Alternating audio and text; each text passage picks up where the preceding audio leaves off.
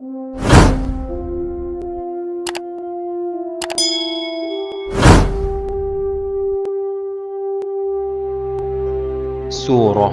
Al-Buruj.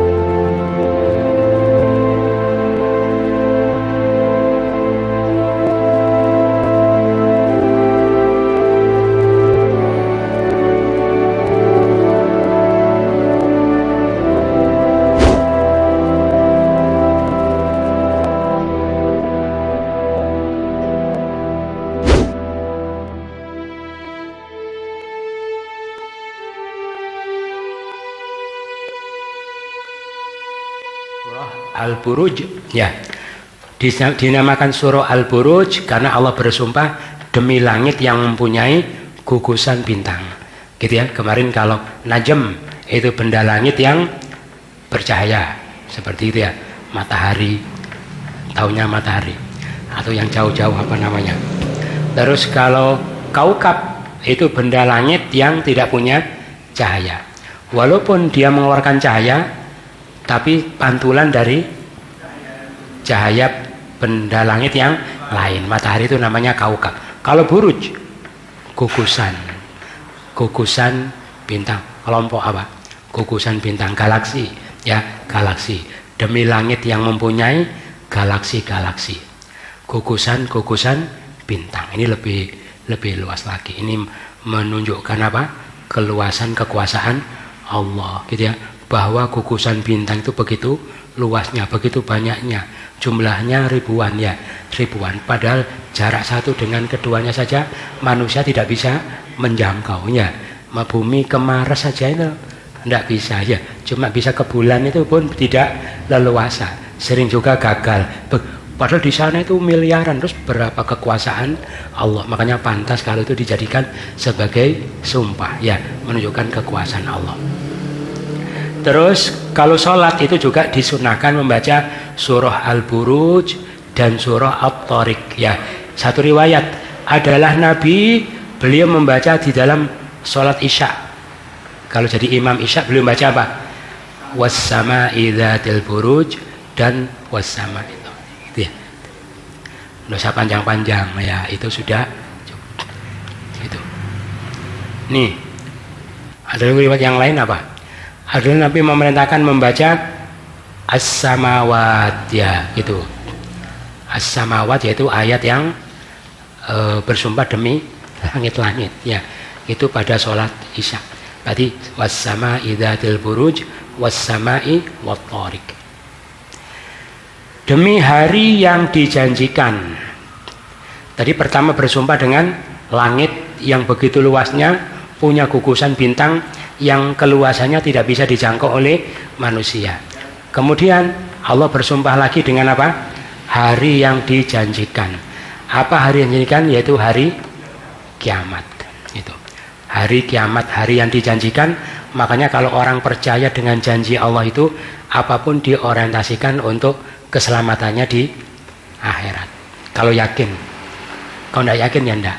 Jadi tanda orang percaya janji apa? Tanda orang percaya janji, tanda orang percaya kabar, tandanya apa?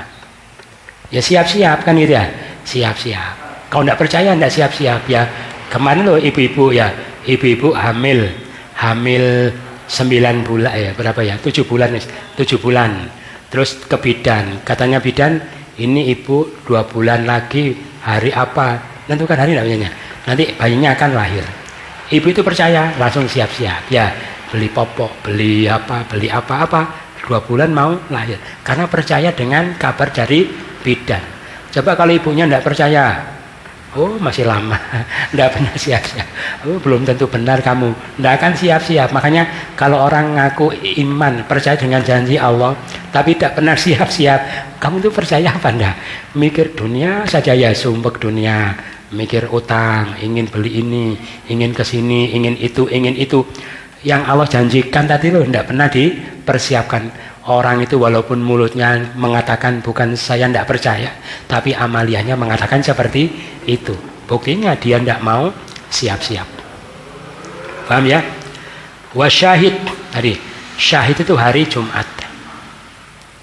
Wasyahidu wa masyhud tadi ya. Itu termasuk hari yang paling utama. Nih, wasyahid, syahid itu hari Jumat, tidak terbit matahari ya, dan tidak terbenam pada suatu hari yang lebih utama dari hari Jumat. Pada hari Jumat ada satu saat ya, tidak seorang pun hamba muslim yang pada saat itu berdoa kepada Allah kebaikan pasti Allah beri. Tidak berlindung pasti Allah lindungi.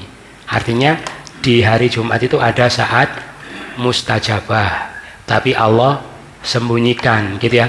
Gitu, tidaklah dia itu berdoa pasti Allah kasih, tidaklah dia berlindung pasti Allah lindungi. Berarti makanya hari Jumat itu dianjurkan untuk libur ya, libur dalam satu minggu. Untuk apa? Untuk banyak berzikir dan berdoa. Siapa doanya dikabulkan, dikasih keberkahan, kelancaran di dalam usaha dalam 6 hari berikutnya. Wasyahidu wa masyhud, demi yang menyaksikan, demi yang disaksikan. Yang menyaksikan tadi apa? Hari Jumat, gitu ya. Satu pendapat. Termasuk kemuliaan hari Jumat ini ya. Aksiru, ini dari siapa? Zaid bin Aiman, dari Ubadah, dari Abi Darda. Rasul bersabda, aksiru alayya minas sholati yaumal jum'ah. Apa? Berbanyaklah oleh kalian kepadaku bersolawat pada hari Jumat. Nah, makanya amalan hari Jumat apa? Maksudnya amalan yang dilafadzkan dibaca. Baca surah Kahfi sama banyak sholawat ya, baca surah Kahfi sama banyak sholawat. Ini sabda beliau, berbanyaklah bersolawat kepada hari Jumat, fa innahu yaumun masyhudun, dia itu hari yang disaksikan, tashhaduhul malaikah, disaksikan oleh para malaikat. Wal masyhud, ini satu, asyahid yaumul jum'ah, wal masyhud yaumu arafah. Itu yang maksud wasyahidu wa masyhud, demi yang menyaksikan dan yang disaksikan. Yang menyaksikan adalah hari Jumat, yang disaksikan tadi satu pendapat hari Arafah.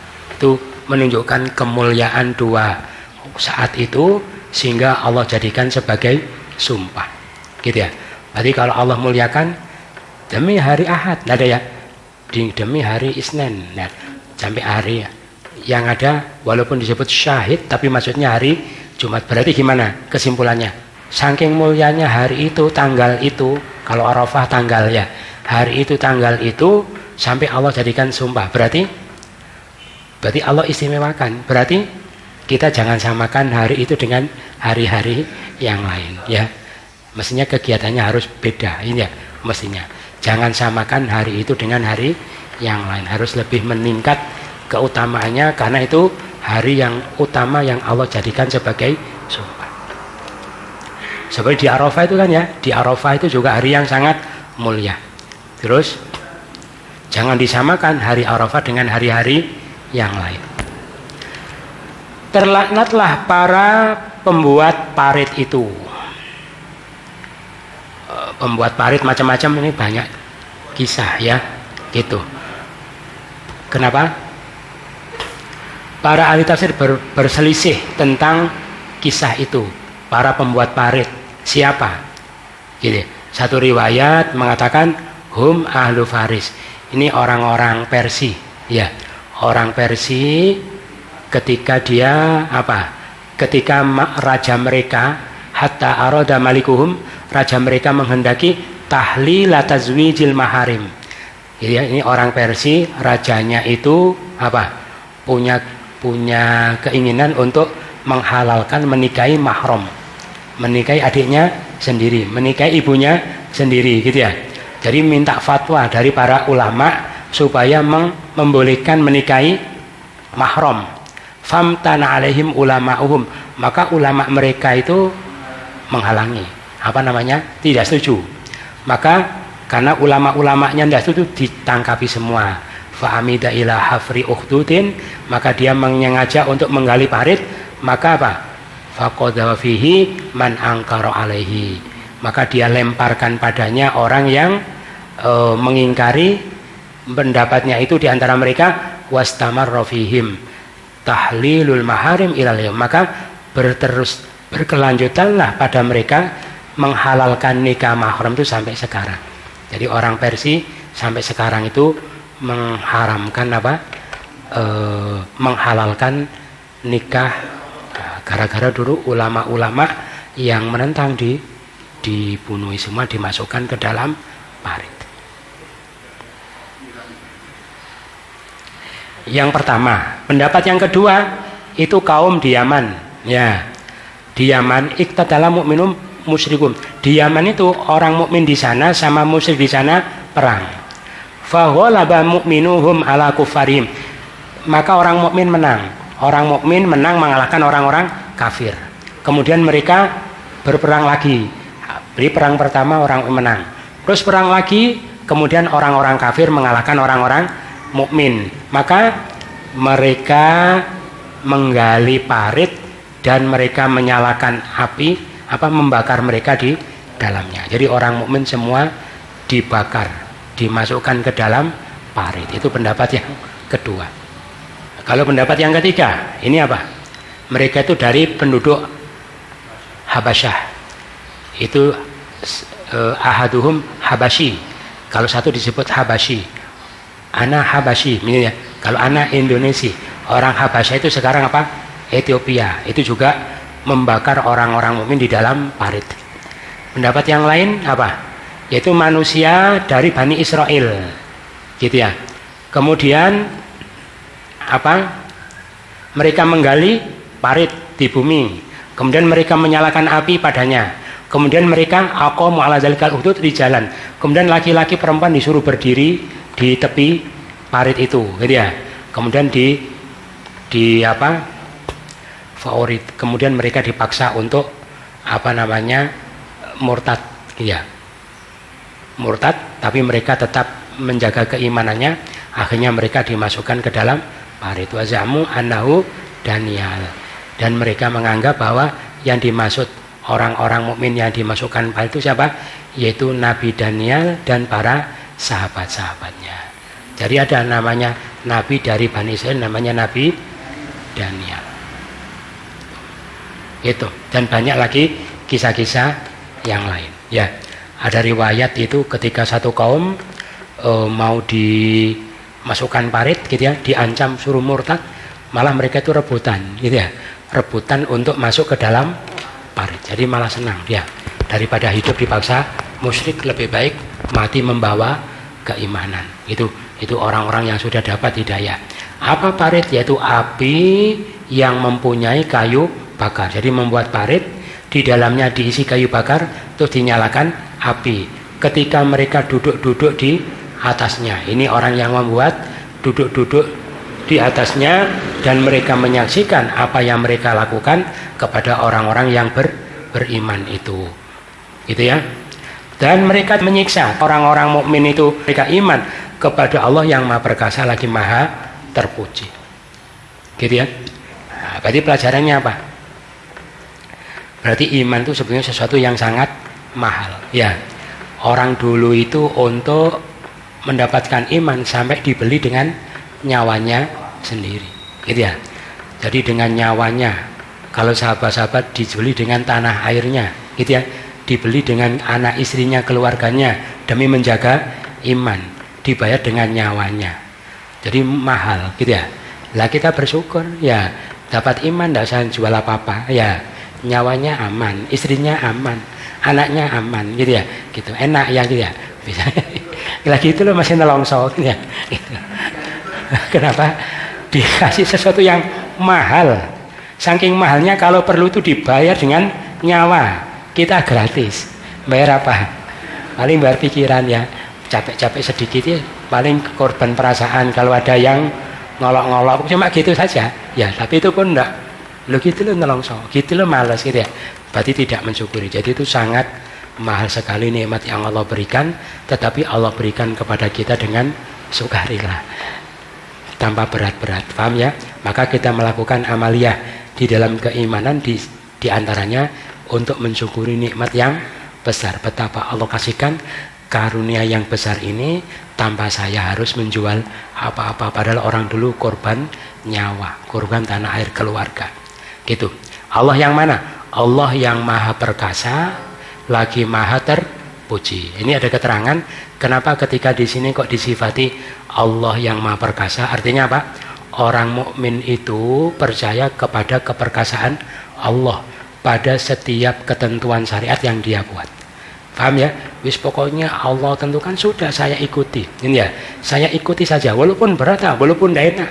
Ini sudah menjadi sunnah perintah Allah, sudah saya ikuti. Allah maha perkasa, tidak layak aturan Allah itu saya langgar. Lah terus Allah juga maha terpuji. Artinya ketika orang itu mengikuti semua ketentuan yang Allah syariatkan itu karena sadar tentang keperkasaan Allah, maka tidak ada yang dia dapatkan kecuali perwujudan sifat terpujinya Allah kepadanya.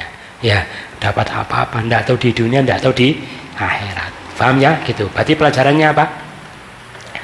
Berarti pelajaran kita itu ya, jangan mikir diri kita, ya jangan mikir nasib kita, jangan mikir nanti anak saya bagaimana. Itu bukan urusan kita. Ya, urusan kita apa? Apa kewajiban saya kepada Allah? Ini ya, anak saya harus apa? Dia harus apa? Saya juga harus apa? Itu saja konsentrasi. Pasti yang dia dapatkan itu banyak kebaikan-kebaikan sebagai perwujudan sifat terpujinya Allah. Gitu ya. Kalau mikir nasib saja, malah kewajibannya banyak yang terbengkalai. Gitu ya. Ya akhirnya malah tidak baik nasibnya. Tidak dapat kebaikan dari Allah, salah-salahnya sendiri. Paham ya? Gitu. Makanya ini menyuplik ya. Makanya kalau kita berdoa kepada Allah, apa? Bukan doa-doa untuk perbaikan nasib kita, tapi doa apa? Doalah kepada Allah supaya kita bisa memenuhi kewajiban kita kepada Allah. Minta sabar, minta bisa bersyukur, minta bisa mendirikan sholat, minta jadikan orang yang banyak berzikir.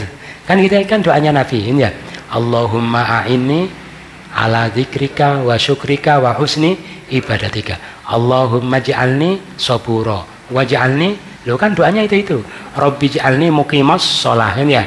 Minta hati yang selamat, kolban saliman, kolban khosyian. Nah kan itu. Jadi doalah apa? Jangan doa-doa kepada Allah untuk perbaikan nasib kita, tapi doa apa? Doalah kepada Allah supaya kita diberi kemampuan untuk melaksanakan semua apa yang Allah wajibkan. Otomatis nasibnya akan berubah baik-baik sendiri. Karena apa? Nasib kita bukan di tangan kita, tetapi nasib kita di tangan Allah. Lah bagaimana kita memperbaiki nasib? Yaitu penuhi semua kewajiban kita kepada Allah. Paham ya? Jadi gitu. Allah yang mana? Allah pemilik kerajaan langit dan bumi, dan dia maha menyaksikan atas segala sesuatu. Kamu diawasi terus ya. Kami itu hambanya. Jadi makanya orang soleh itu apa? Orang soleh itu senangnya apa? Senangnya kalau bisa menampakkan rasa penghambaannya kepada Allah ya. Alhamdulillah saya ditakdirkan bisa sholat ya. Memang saya hamba, wajib menghambakan diri kepada senang gitu ya. Bisa belajar ini kalam Allah ya. Masa saya abaikan? Saya hamba apa? Saya pelajari biar Allah ridho. Jadi senangnya itu kalau apa? Kalau bisa menampakkan penghambaannya kepada Allah. Orang yang begitu loh nasibnya tambah baik. Orang yang pusing mikir nasib tambah nasibnya bulat ya, tambah ruwet. Nah, kenapa? Karena kewajibannya banyak yang dia tinggalkan. Wallahu ala kulli syai'in syahid. Terus, sesungguhnya orang yang memfitnah orang mukmin laki-laki perempuan, memfitnah tadi apa? Kalau tadi yang menyiksa, melemparkan ke dalam parit dan yang lain-lain, yang menyakiti, yang menyiksa, yang menganiaya, kemudian mereka tidak tobat, maka mereka mendapatkan siksa jahanam, mereka mendapatkan siksa api yang membakar. Nah, ada kata-kata sumalam ya tubuh, kemudian mereka tidak tobat, berarti Allah masih tunggu mereka untuk tobat, gitu ya. Jadi setinggi apapun dosa seseorang, Allah masih tunggu orang itu untuk bertobat, saking besarnya, gitu ya. Makanya ada keterangan kita itu kalau istighfar taubat kepada Allah ya apa? Ya ingat dosa jelas.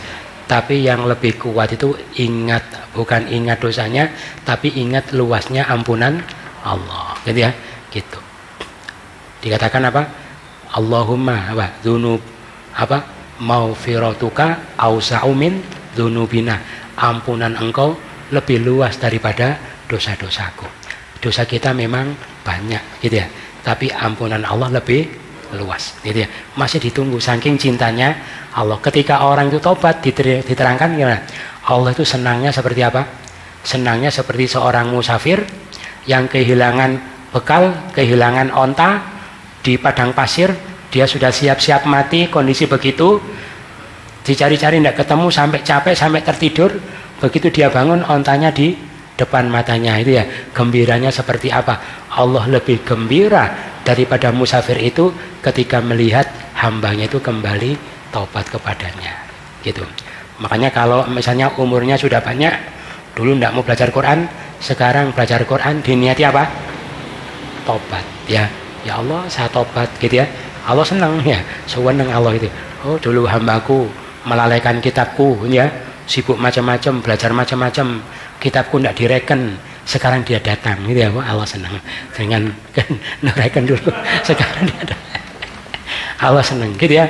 Betapa senangnya Allah, bahagia ada hamba-hambanya yang mau datang kembali kepadanya dengan mempelajari, padahal dulu itu loh tidak mau, sekarang mau. Allah senang, gitu ya. Terus mereka disiksa dengan siksa jahanam, mendapatkan siksa yang api yang membakar, ya. Kenapa kok siksa yang bakar, bukan siksa yang pedih misalnya, ya? Karena al jaza'u ala jinsin amal, balasan itu sesuai dengan jenis amalnya.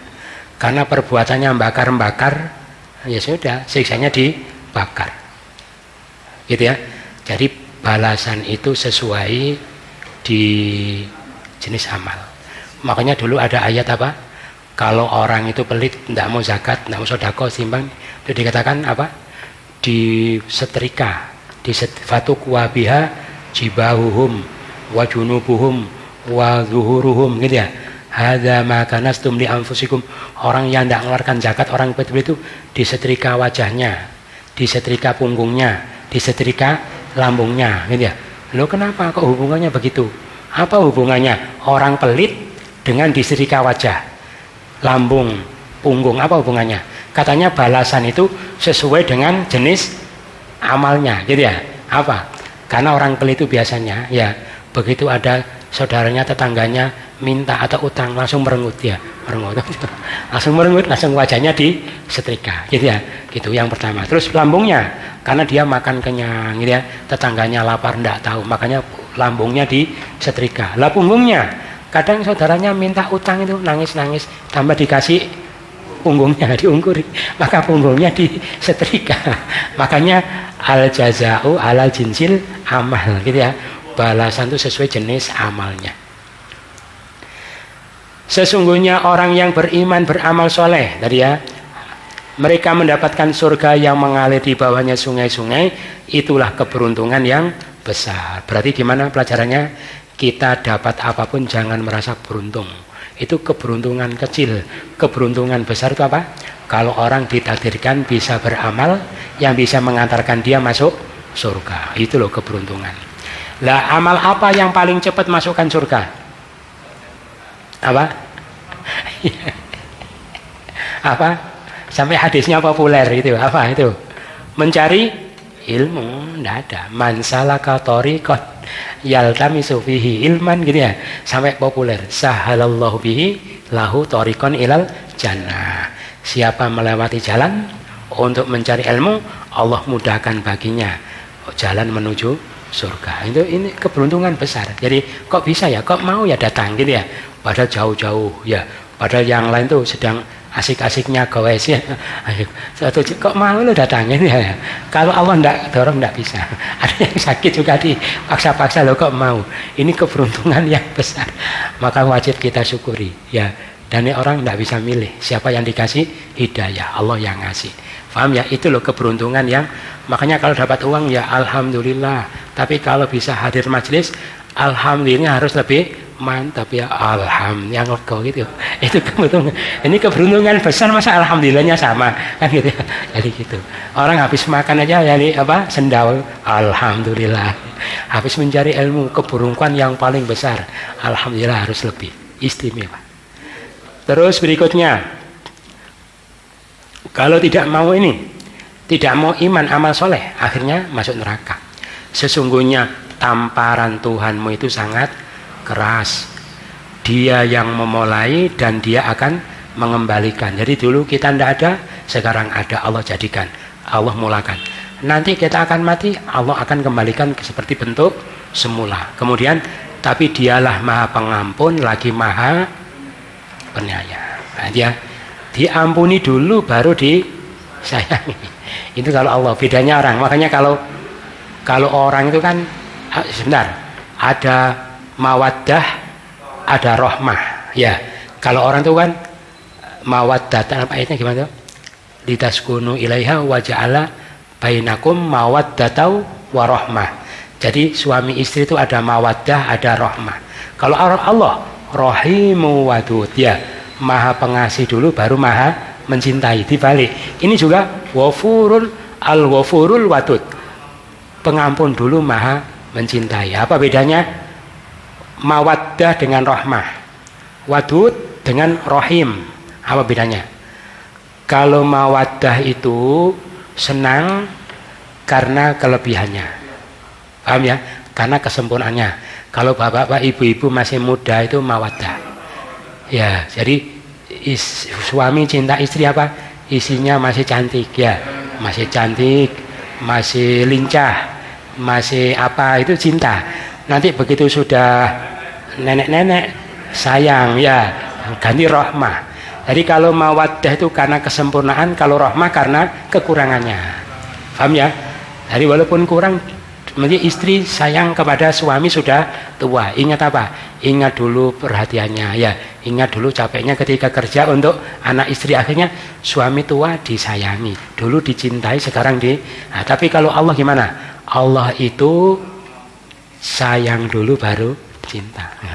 Paham dibalik? Gimana? Allah menyayangi kita karena kelemahan-kelemahan kita. Gitu ya? Kita itu manusia lemah, manusia tidak berdaya, manusia banyak watak-watak yang tidak baik, tetapi Allah sayangi. Gitu ya? Disayangi, dimotivasi, dibantu, ya, didorong sehingga dia bisa beramal soleh. Begitu dia sudah beramal soleh, maka Allah jadi waktu dicintai dengan kelebihan-kelebihan kesolehan yang ada pada dirinya. Ini juga diampuni dulu semua dosa-dosanya karena dia kembali kepadanya dengan membawa dosa-dosa yang sangat banyak, sangat jelek. Dia datang kepadanya minta ampun, Allah ampuni. Kemudian Allah mencintai dia karena kelebihan-kelebihan amal yang ada pada dirinya. Ya. Terus Allah yang mana? Allah yang mempunyai arsy, Dzul Arsy. Kenapa kok bukan Dzus samawati wal ard gitu ya? Atau Dzul ardi, Dzus samai, atau Dzul jannah gitu ya? Tapi Dzul Arsy karena apa? Karena arsy itu merupakan makhluk Allah yang paling besar. Ya, kalau arsy saja di bawah kekuasaannya, apalagi makhluk yang lain gitu ya. Allah yang maha agung, maha melakukan pada apapun yang dia kehendaki. Jadi Allah mau melakukan apapun, tidak ada yang bisa menghalang-halangi. Berarti nasib kita di tangan siapa? Tangan Allah. Ya. Jangan ikut itu orang-orang qadariyah ya. Nasib kita di tangan kita. Kayak ya oh gitu. Akhirnya dia upaya-upaya ya enggak sukses-sukses gitu ya. Jadi nasib kita di tangan Allah, bukan di tangan siapa-siapa. Manusia tidak punya. Apakah telah datang kepada engkau kisah para penentang itu, yaitu Fir'aun dan kaum Samud? Bahkan orang-orang kafir itu berada dalam pendustaan. Jadi mereka mendapatkan nasib seperti itu gara-gara apa? Mendustakan, padahal Allah meliputi di belakang mereka. Bahkan dia itu ya, yang disampaikan pada mereka itu Quran yang agung yang berada di Lauh Mahfuz. Gitu. Jadi sebelum turun ke bumi itu turun disimpan dulu di Lauh Mahfuz. Gitu ya. Itu nasib yang akan dialami oleh orang-orang kafir. Sebentar. Ketika kebenaran datang, ada orang yang menerima sehingga jadi mukmin, ada yang mengingkari sehingga jadi kafir. Lah, yang Sehingga jadi kafir itu kenapa? Sikap bagaimana? Yaitu tidak menggunakan akal dan hatinya secara subjektif, ya, secara objektif, secara rasional, secara apa adanya, tapi disesuaikan dengan kepentingannya. Ya gara-gara itu, pokoknya kita itu gunakan akal hati kita seluas-luasnya, objektif apa adanya, insya Allah kita tidak akan jadi kafir. Paham ya? Gitu. Jadi nanti kalau walaupun tahu dia mestinya itu begini, tapi tidak enak, tapi tidak suka, tapi terus bagaimana? Banyak pertimbangan, akhirnya ikut jalan yang lain, maka jadilah dia orang kafir. Ya termasuk gitu ya. Termasuk perintah belajar Quran, kan ya? Iya, mestinya kita itu belajar Quran. Lah kan kita orang Islam. Ini kitab suci kita ini kalam Allah. Lah tapi, loh ada tapi-tapinya. Lah tapi, akhirnya loh, ikut tapinya, ndak ikut mestinya. Lah itu akhirnya jadilah naudzubillah min dzalik. Makanya wajib ya sudah wajib ndak pakai tapi-tapi.